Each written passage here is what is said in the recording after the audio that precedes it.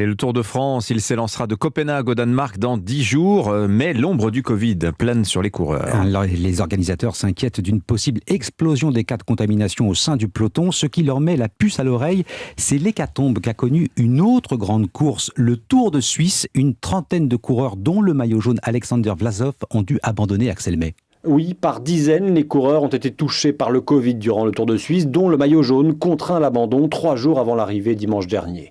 Le coronavirus est apparemment propagé de manière fulgurante dans le peloton, de quoi inquiéter Xavier Jean, le président de la Ligue française de cyclisme professionnel. Il y a une vraie interrogation au regard de la diffusion du virus sur ce Tour de Suisse, sachant que l'intégralité des coureurs avait été testés avant le départ du Tour de Suisse. Ce serait un peu le scénario très inquiétant par rapport au Tour de France. Ça veut dire que s'ils diffusent dans le peloton pendant la course, là, ça va devenir compliqué, quoi. La Ligue nationale de cyclisme professionnel a d'ores et déjà décidé du retour d'une bulle sanitaire pour les championnats de France en fin de semaine à Cholet.